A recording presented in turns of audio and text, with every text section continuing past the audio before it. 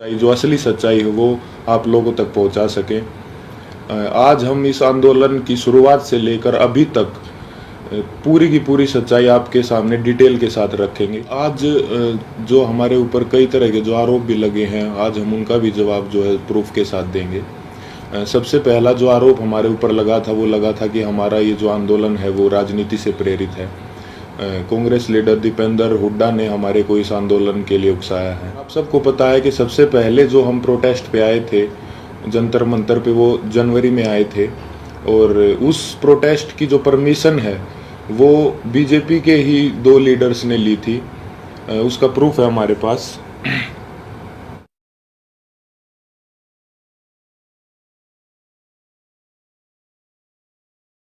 Protest की जो permission जो जंतर मंतर थाने से ली गई थी वो बीजेपी लीडर तीर्थ राणा और बीजेपी लीडर बबीता फोगाट ने जो वो परमिशन ली थी, जिसका प्रूफ भी अभी हमने आपको दिखाया।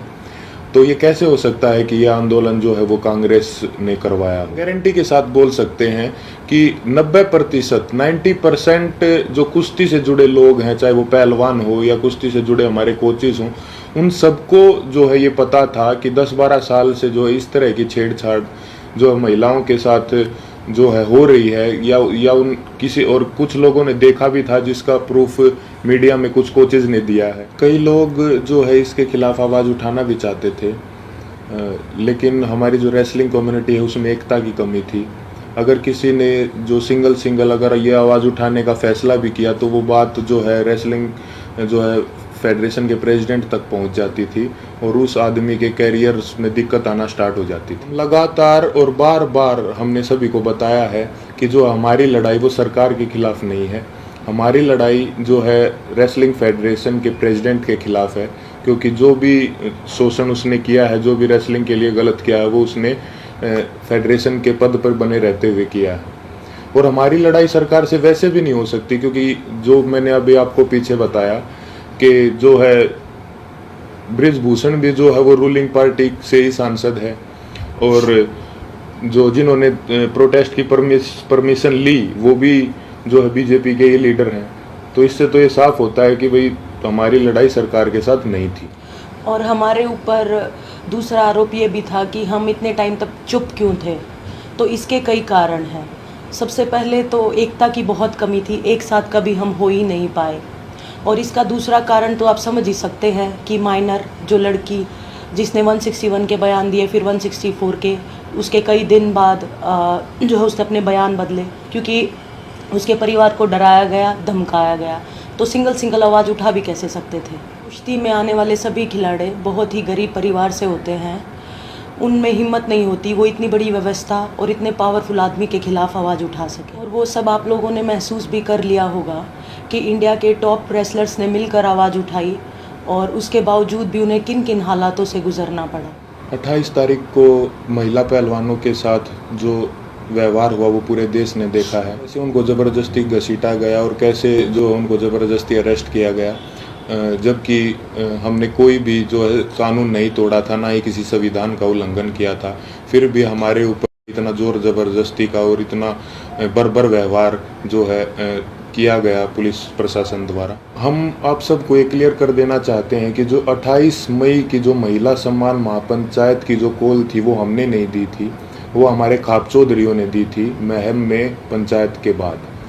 हमारे को तो कुछ समय के बाद जो है इस फैसले के कुछ समय बाद हमारे को ये पता चला कि 28 तारीख को जो है नए संसद भवन का उद्घाटन भी है। फिर भी जो है हमने हमारे बड़े बुजुर्गों के आदेश का जो है पालन किया, जिसके परिणाम स्वरूप जो है हमारे को इस तरीके से बर्बरतापूर्वक घसीटा गया रोड पे, और जो है हमारे को प्रोटेस्ट साइट से भी जो है ज़बरदस्ती हटा दिया गया। 28 तारीख को जो घटना हमारे साथ हुई उसने हमें अंदर से तोड़ दिया था।